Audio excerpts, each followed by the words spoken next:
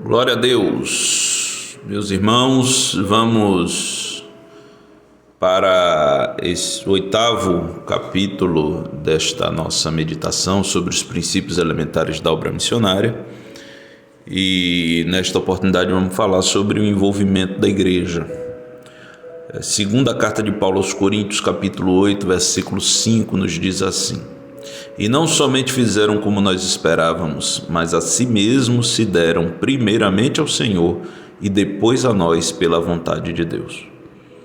Esse versículo que eu acabei de ler descreve um exemplo de envolvimento da igreja na obra. Os crentes da Macedônia, o contexto desse texto é esse. Os crentes da Macedônia, que era uma região pobre, ao saberem da fome que veio sobre a Judéia, pediram com muitos rogos para também participarem da coleta que se fazia para auxiliar os irmãos em dificuldades. Sua profunda pobreza superabundou em riquezas da sua generosidade. É o que diz nesse mesmo capítulo 8 da segunda carta aos Coríntios, versículo 2. E com essa afirmação, o apóstolo deixou explícito o sentimento que envolvia aqueles irmãos. Eles deram a si mesmos, primeiro ao Senhor e depois à obra. Esse texto demonstra que todo crente que se entrega primeiramente a Deus será um crente disposto a participar da sua obra.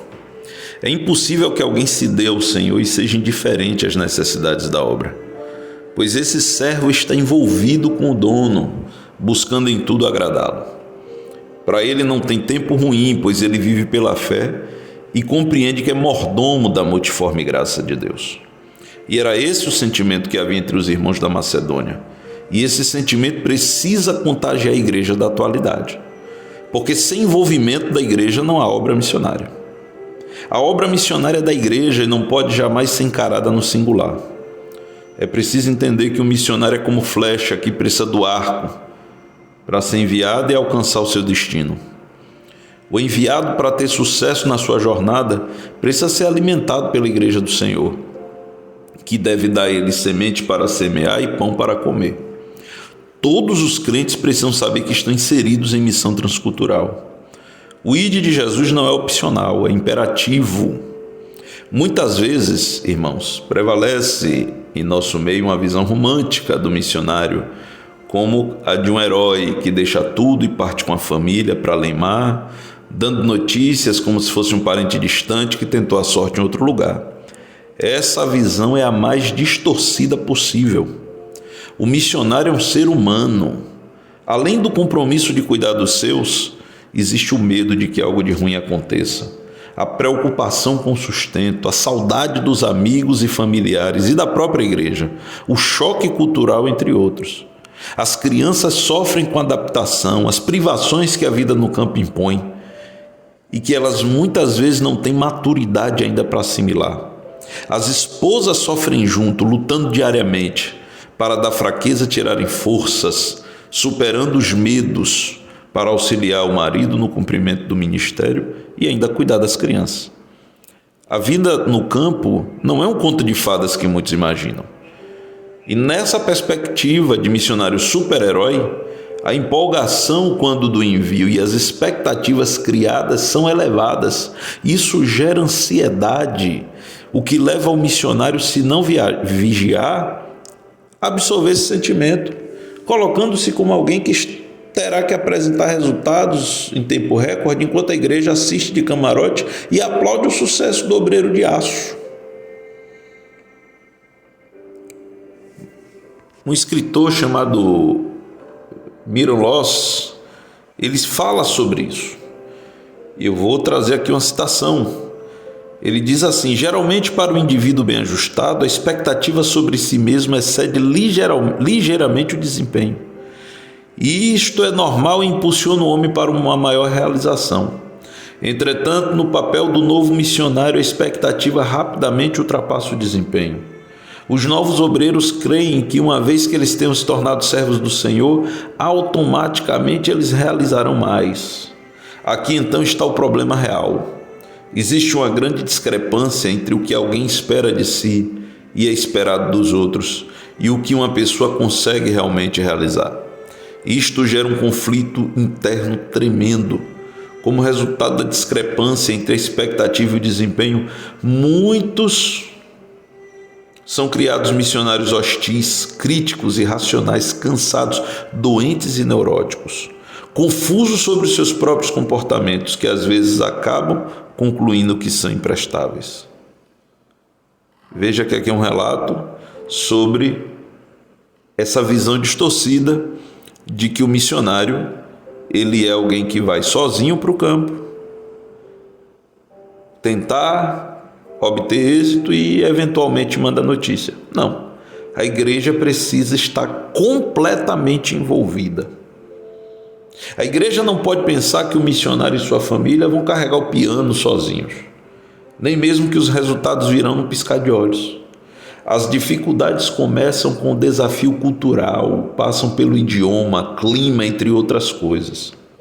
A falta de cuidado da igreja que enviou seria um obstáculo a mais, que pode e deve ser evitado. O mais novo convertido precisa entender que ele também vai para o campo através da família missionária. As crianças precisam compreender que esta obra é do corpo espiritual chamado igreja e, portanto, todos já estão automaticamente inseridos nela, não podendo recuar, pois, como dizem as Escrituras, ai de nós se não anunciarmos o Evangelho. O sentimento de unidade do corpo deve ser restaurado nos dias tenebrosos em que estamos, onde o individualismo tem ganhado espaço entre os crentes, causando frieza e indiferença generalizada. Recentemente, a obra de evangelismo local foi segmentada em várias congregações. Quando o culto é das senhoras, o evangelismo é com elas, bem assim com jovens, senhores, etc.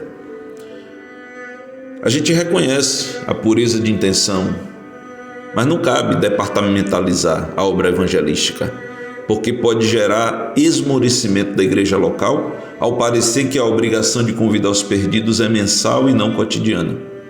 O trabalho evangelístico é de toda a igreja, bem assim como o envio de missionários. Se algum crente está alheio ao trabalho evangelístico, ele precisa ser esclarecido nesse quesito, pois o ai de mim proferido por Paulo continua valendo atualmente. Não podemos achar que evangelizar é menos que isso, uma obrigação imposta. Evangelizar é uma obrigação imposta. Não existe, amados irmãos, a opção de não ir. Mas o que vemos em alguns lugares, infelizmente, é a carga sobre alguns, enquanto outros deitam em berço esplêndido. Então veja, estamos falando do envolvimento da igreja. E esse envolvimento começa na consciência coletiva dos crentes. O mais novo convertido, ele precisa ser apresentado ao projeto missionário da igreja. Ele precisa ser apresentado ao trabalho evangelístico da igreja. Ele precisa imediatamente ser trazido para o contexto. Para quê? Para que a igreja tenha mais um reforço que chega.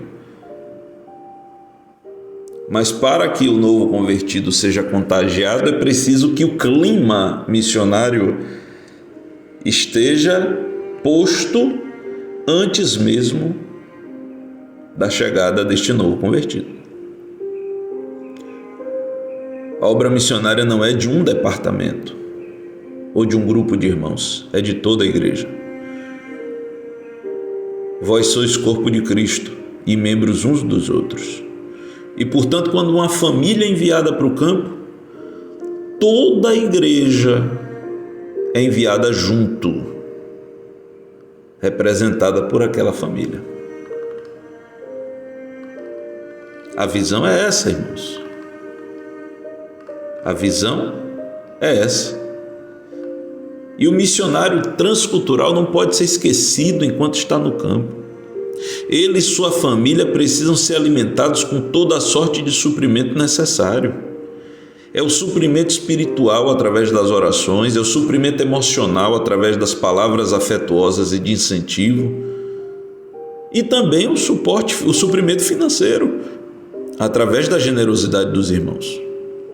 A dor da rejeição é uma dor na alma que reflete no corpo, e os missionários, como suas famílias, devem ser poupados dessa dor. Mas para que esse sentimento seja pleno, é necessário que toda a igreja compreenda o tamanho do seu envolvimento na obra em questão. Todos estão inseridos, querendo ou não. Uma ilustração bíblica notável sobre esse assunto se dá quando Davi, que ainda não era rei, e seu pequeno exército estavam exilados em Ziclague devido à perseguição de Saul e sofreram um duro revés. Os amalequitas, na ausência destes, invadiram a cidade, incendiaram-na e levaram cativos mulheres e crianças. Esse relato está no primeiro livro de Samuel, no capítulo 30. Quando eles chegaram e contemplaram a situação, choraram, até que neles não houve mais força para chorar. A situação era a seguinte: os familiares de todos aqueles homens, inclusive Davi, estavam aprisionados. E após Davi orar e Deus confirmar a vitória, todos os 600 homens se apressaram para a batalha. Porém, 200 não puderam atravessar o ribeiro de Besor, de tão cansados que estavam. E aí entra o entendimento espiritual do futuro rei. Os 200 ficaram tomando conta da bagagem, enquanto os 400 foram para o campo. Grande foi a vitória dada pelo Senhor, de forma que todos aqueles raptados pelos amalequitas escaparam. Mas na hora de dividir os despojos, os maus e filhos de Belial entenderam que não haveria galardão para os 200 que ficaram. Davi não só rejeitou essa proposta, como estabeleceu a lei da divisão dos despojos. Essa lei está em 1 Samuel 30, 23 a 25, que eu faço questão de ler para os irmãos. Porém, Davi disse: não fareis assim, irmãos meus, com o que nos deu o Senhor, que nos guardou e entregou a tropa que contra nós vinha nas nossas mãos. E quem vos daria ouvidos nisso? Porque qual é a parte dos que desceram a peleja, tal também será a parte dos que ficaram com a bagagem. Igualmente repartirão, o que assim foi desde aquele dia em diante, porquanto o pôs por estatuto e direito em Israel até o dia de hoje. Então a mesma parte dos que foram ao campo também seria a parte dos que ficaram com a bagagem. É preciso entender que Davi, cheio de sabedoria, deixou os 200 guardando a bagagem, não foi sentado ou deitado em uma bela rede tomando água de coco, não. Foi guardando a bagagem. Matthew Henry, ele comenta que mesmo ali estavam realizando um bom serviço, ficando com a bagagem, cuidando dela para que ela não caísse nas mãos de outro inimigo. Cada posto de serviço, e aqui está o mistério, o segredo, cada posto de serviço é diferente, nem todos são postos de honra. No entanto, aqueles que de alguma forma são úteis para o bem comum, embora estejam em uma posição inferior, têm o direito de compartilhar os benefícios comuns, semelhantemente ao corpo natural, onde cada membro tem sua função e, por conseguinte, sua parcela no sustento. Então não houve injustiça na partilha dos despojos, porque a batalha era uma só. É preciso entender que quem vai para o campo vai receber galardão tanto quanto quem ficou guardando a bagagem. Mas eu repito, não é ficar deitado numa rede, tomando água de coco. A igreja precisa pelejar junto com o missionário. A igreja precisa abraçar a causa e pelejar junto. E pelejar junto significa guardar bagagem, enquanto os missionários estão no campo, nesta obra de resgate, porque aquela obra de Davi era uma obra de resgate da sua própria família e da família de todos os outros. E eu pergunto, aqueles que aceitam a Jesus não são da nossa família? Então veja a semelhança é uma obra de resgate. Resgate de nossa própria família. E nem todos vão ao campo. Nem todos vão ao fronte, ao campo de batalha. Mas todos precisam participar. Todos precisam participar. Olha o que diz 1 Coríntios 3,8. Primeira carta de Paulo aos Coríntios 3,8. Ele falando de Paulo e de Apolo, dele próprio, Paulo e de Apolo. Quando ele diz que Paulo plantou, Apolo regou, mas Deus dá o crescimento, ele nos ensina algo valioso. 1 Coríntios 3,8. Ora, o que planta e o que rega são um, mas cada um receberá o galardão segundo o seu trabalho. Ele afirma categoricamente que ele e Apolo, assim como os demais plantadores e regadores, são na verdade parte de um corpo só. E cada um vai receber o galardão segundo o seu trabalho e não segundo a sua função. Se a função de um foi ir para o campo e a função do outro foi guardar bagagem, não importa, o galardão não é segundo a função, é segundo o trabalho. Eu repito, o galardão não é segundo a função, é segundo o trabalho. Você faz missão quando você ora por um missionário, você faz missão quando você dá sua oferta missionária, você faz missão quando você manda uma mensagem de apoio ao missionário. Porque o que está em pauta não é a função, é o trabalho.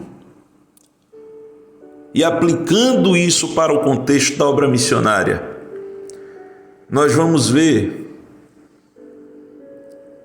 que nem todos podem estar na linha de frente, mas que manter o acampamento é importante.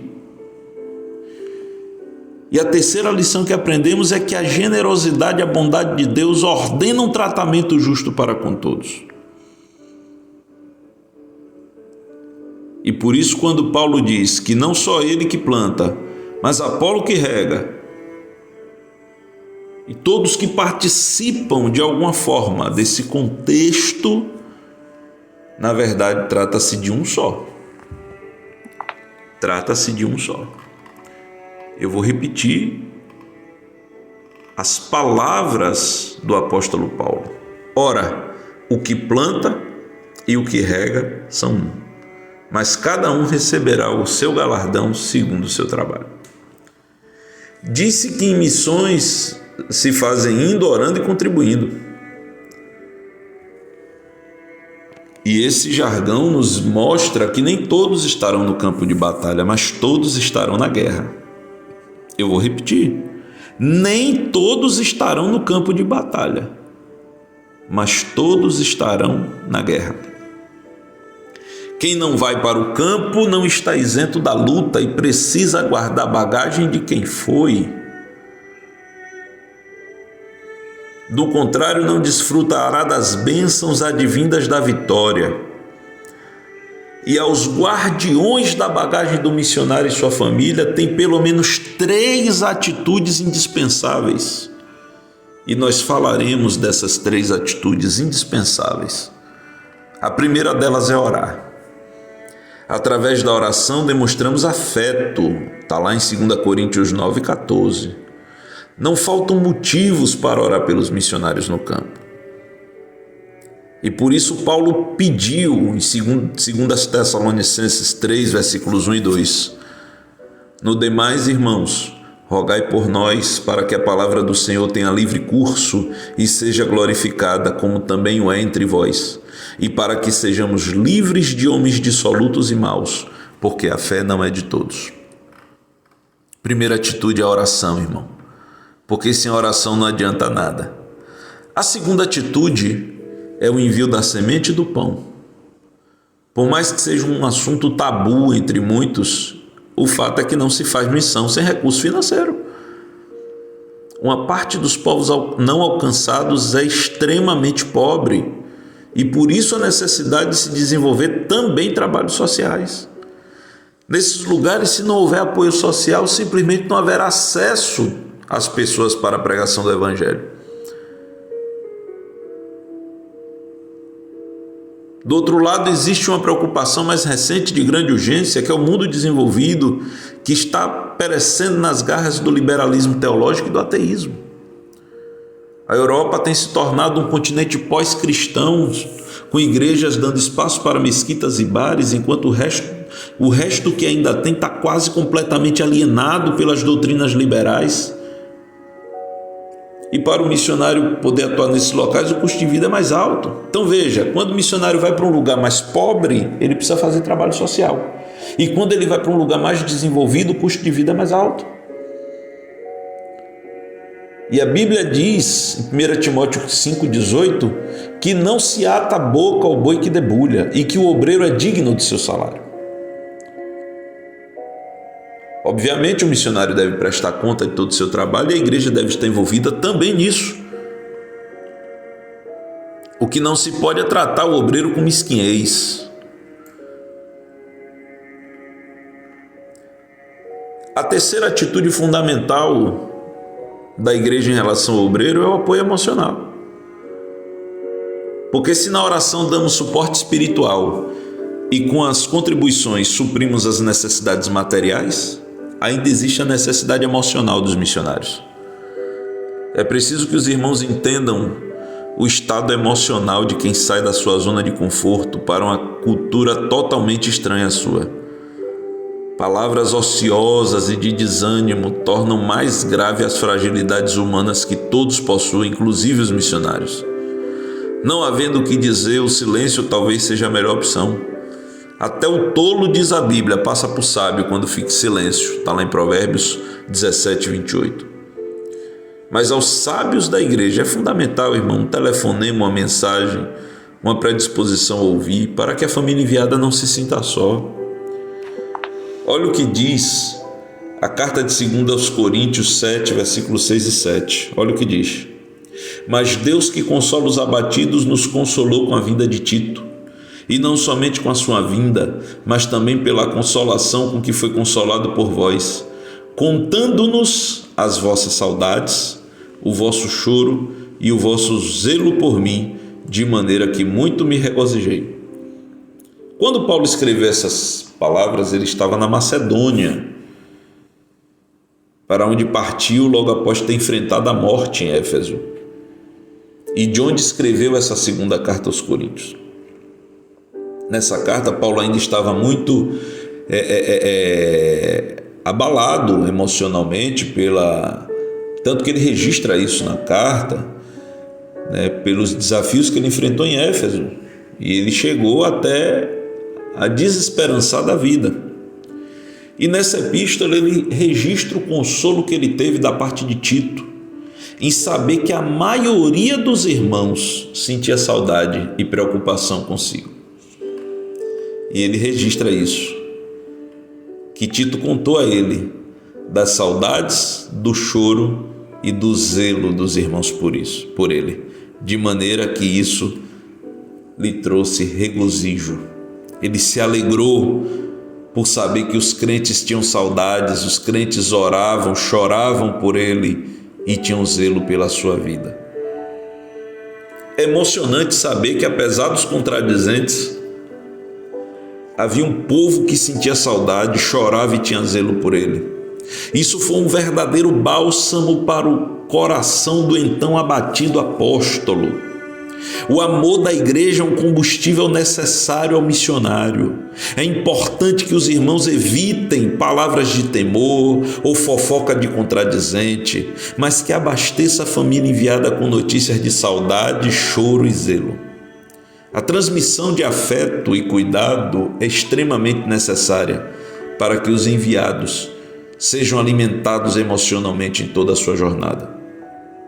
E como disse, e aqui repito, o projeto missionário é de toda a igreja, que estará no campo através da família representada. E o obreiro deve ter tranquilidade para fazer a obra, pois isso é bíblico. A sua preocupação deve ser ganhar almas, sendo para isso municiado pela igreja que o enviou e está guardando a bagagem. Que Deus abençoe a todos, em nome de Jesus.